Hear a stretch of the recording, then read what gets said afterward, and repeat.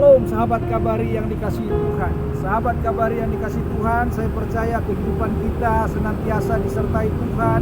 Kita dilindungi oleh Tuhan, kita diberkati oleh Tuhan. Dan pada kesempatan kali ini kita mau belajar mengenai Jehovah Jireh atau Tuhan menyediakan.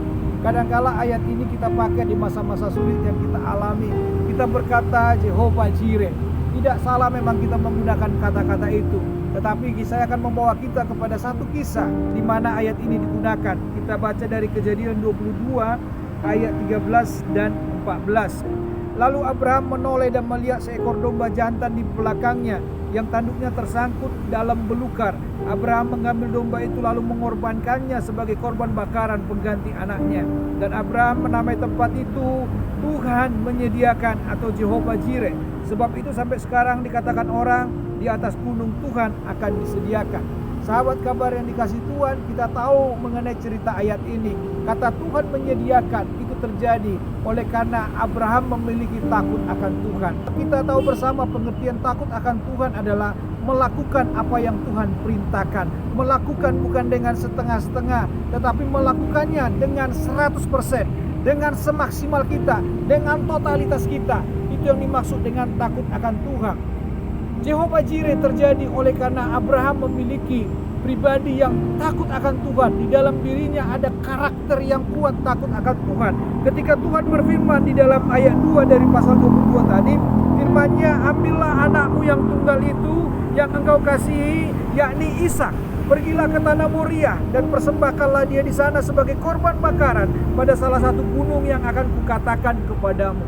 Saya mau berkata kepada kita semuanya sahabat kabar yang dikasih Tuhan, Ishak pada waktu itu adalah anak satu-satunya daripada Abraham dengan Sarah.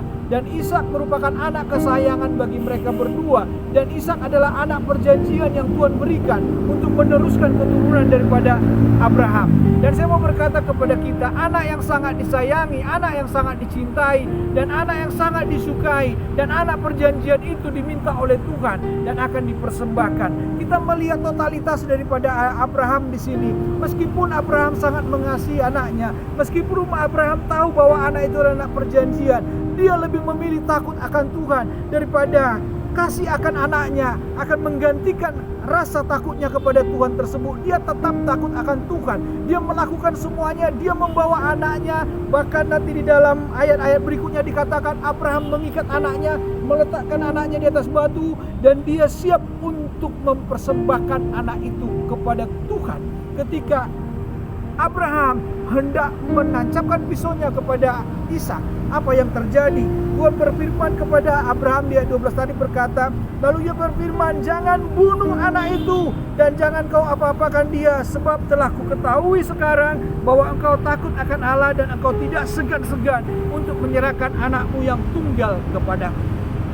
Dan saya mau berkata kepada kita semuanya, karena Tuhan melihat Abraham itu takut akan Tuhan, maka Tuhan sungguh sangat mengenal pribadi Abraham itu luar biasa di hadapan Tuhan.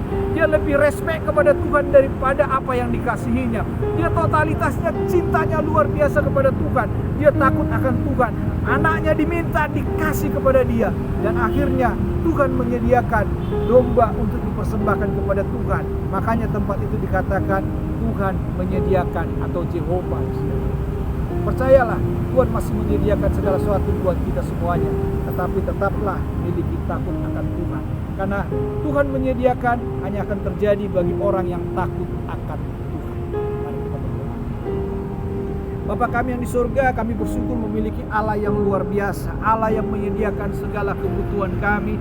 Allah yang memelihara kami. Allah yang memberkati kami. Terlebih dari itu semuanya Tuhan, kebaikan-kebaikan yang Kau berikan bagi kami.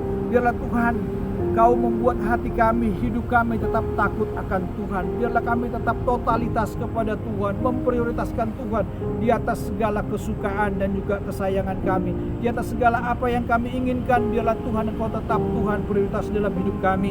Sebab kami mau Tuhan Engkau disenangkan melalui kehidupan kami.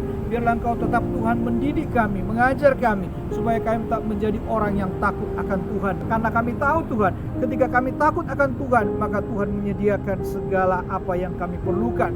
Tuhan memberkati kami, Tuhan menolong kami senantiasa. Terima kasih Bapa, dalam nama Tuhan Yesus, haleluya, amin.